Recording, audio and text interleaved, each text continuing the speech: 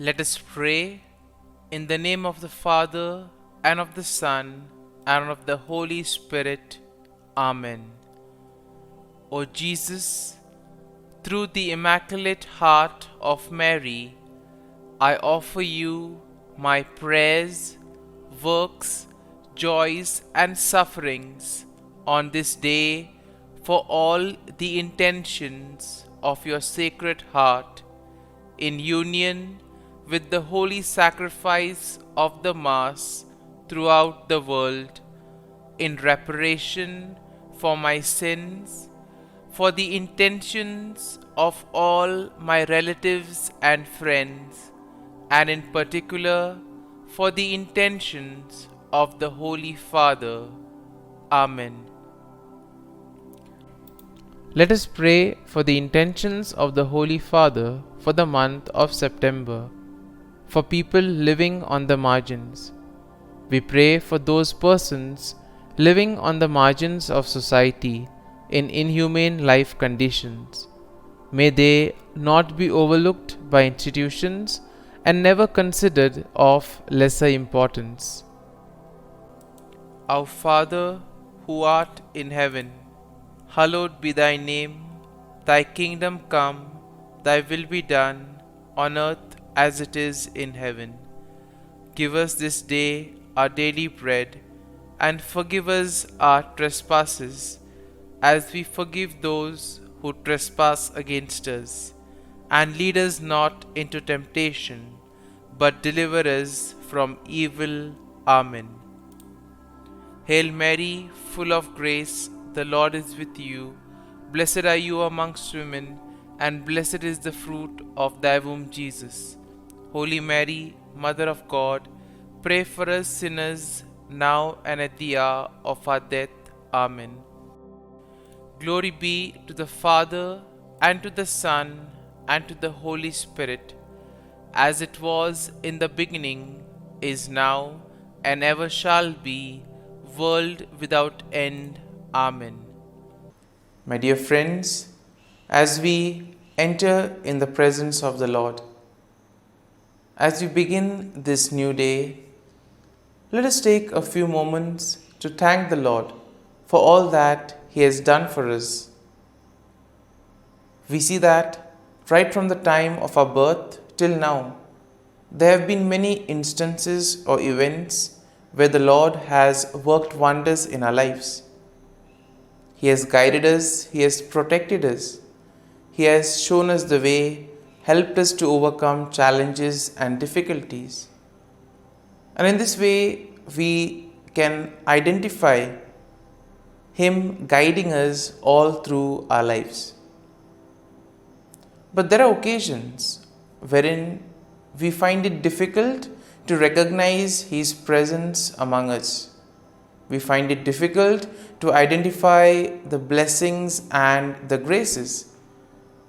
And here we see that it is in these occasions that we need to specially ask the Lord to give us the grace that we may be able to identify those graces, those blessings in our lives. And therefore we see that the first thing to do is to be grateful to the Lord for all that He has done. And therefore, as we begin today's morning prayer, let us begin on this note of gratitude. Let us ask the Lord to help us identify His presence in our lives. And therefore, let us begin by thanking the Lord for all the things that He has done for us. Lord, we thank You for the gift of life. We thank You for giving us talents, opportunities, and various gifts that enable us to become better persons, and also that enable us to reach out to others and make a difference in the lives of others. Lord, we also want to thank You for the gift of our family members, friends, relatives, near and dear ones, and all those who play a very important role in our lives. We see that it is these people who have been instrumental in making us who we are. They are the ones who have devoted their time, energy, and effort, and as a result of it, they have molded us and they have made us better individuals. So today, Lord, in a very special way, we ask you to bless all their endeavors and give them all the graces that they may require in life. We also thank you, Lord, for giving us the gift of this day, a day that would help us in many ways to appreciate the good things that you have done for us, a day wherein we may complete some thing that was left behind, or a day that may present to us various challenges. Whatever be the situation, Lord, we ask you to be with us and guide us. Allow us to be led by you. Lord, we also thank you for the opportunities, for the experiences that you have given us in life. There have been many experiences wherein we have enjoyed, and these are the experiences that we want to cherish in life. But at the same time, there have also been those experiences and those moments wherein we have found it difficult to accept them. These are the experiences that have been learning experiences. They have taught us a lot in life. Though they may have been hard, bitter, but still they have given us a valuable lesson. They have made us stronger. And therefore, Lord, we also thank you for those moments which have helped us to become strong, which have helped us to become better individuals. And Lord, we also thank you for giving us opportunities to reach out to others, to make use of our talents. And thus, Lord, we ask you to be with us, guide us throughout this day. Lord, allow us to be led by you, so that whatever we do, our actions, our words, may reflect your love, joy, and mercy to the world around us. Help us to become your instruments, so that you may work in and through us. And therefore now, my dear friends, let us all close our eyes at this moment, and let us praise the Lord that He has woken us up in this morning. We thank Him for the good health that He has given us, for the good night's rest. We thank Him for keeping us safe and sound, for protecting us from all danger, from all harm. He has kept us in His love, and at every moment we see that His gaze is upon us. He never abandons us.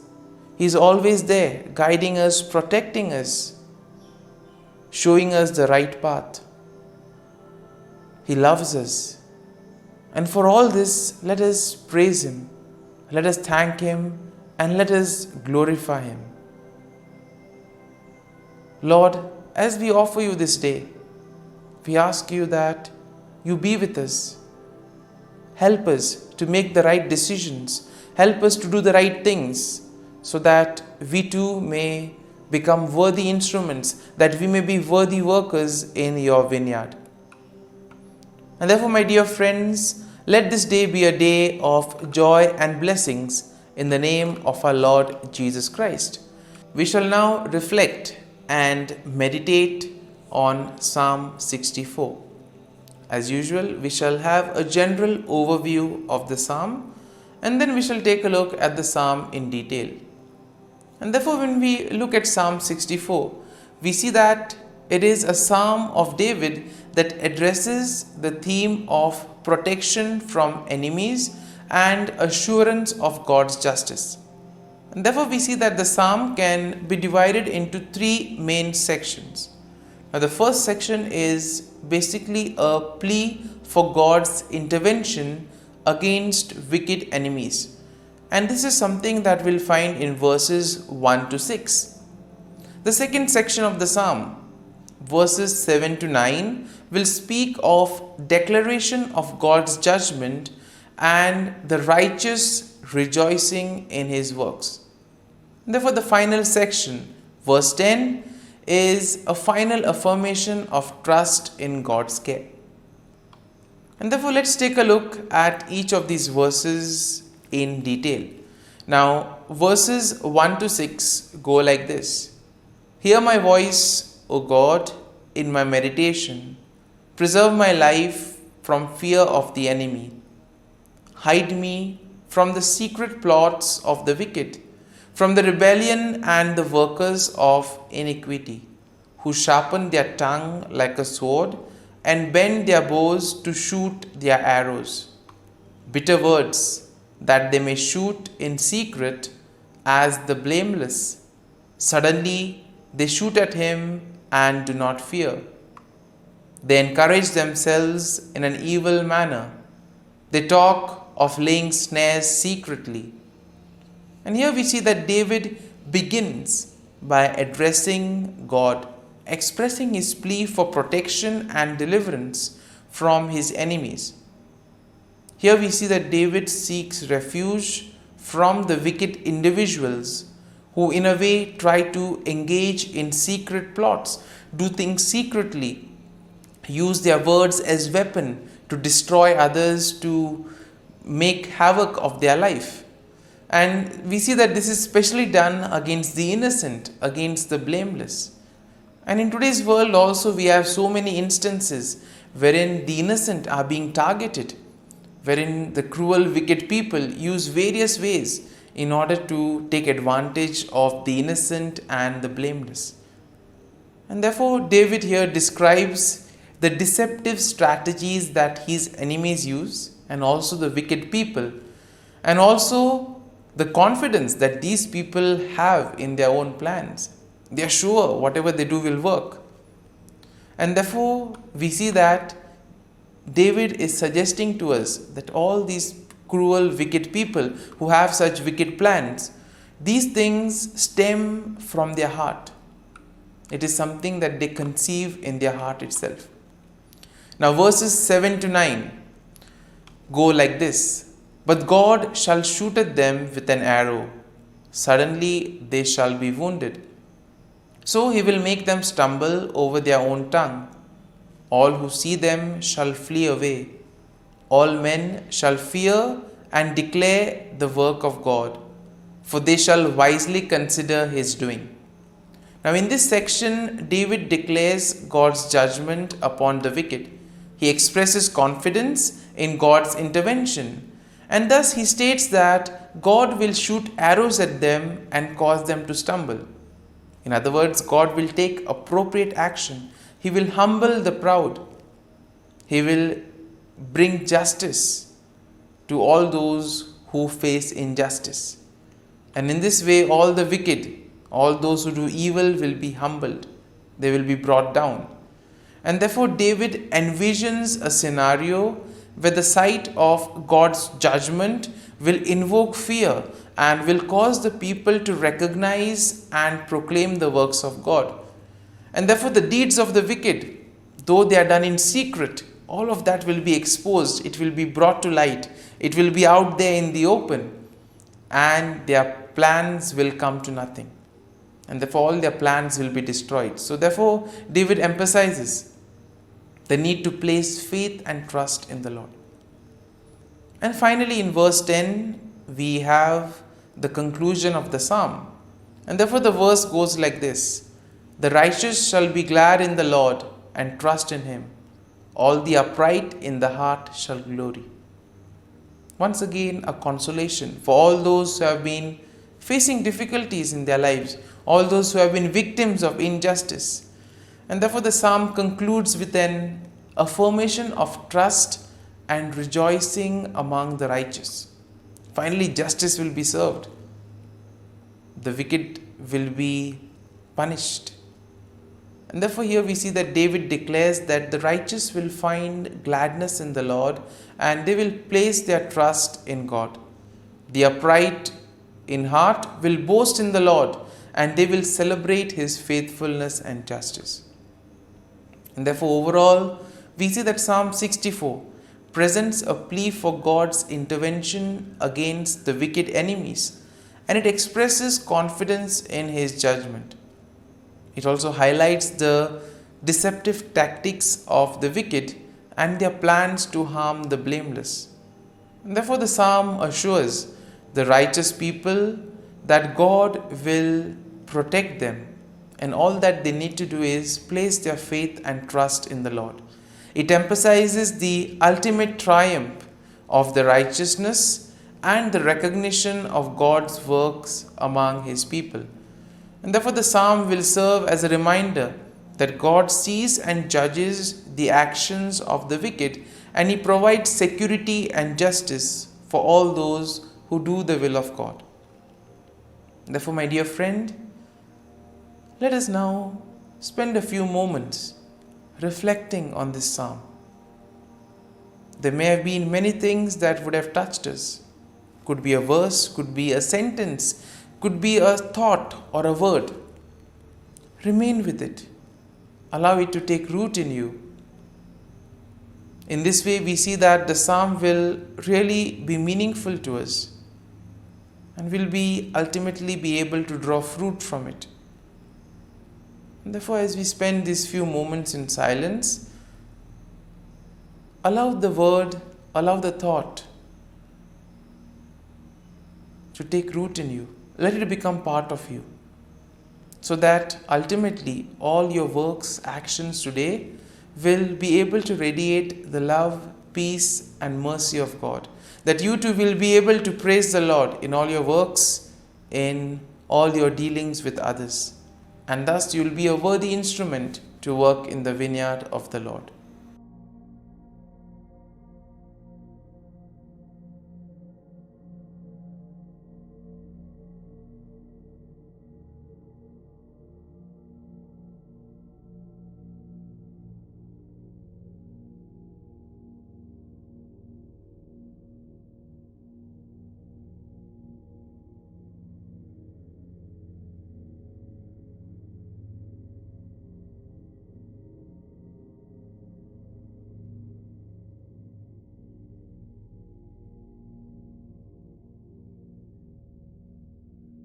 Prayer to Saint Michael the Archangel for protection.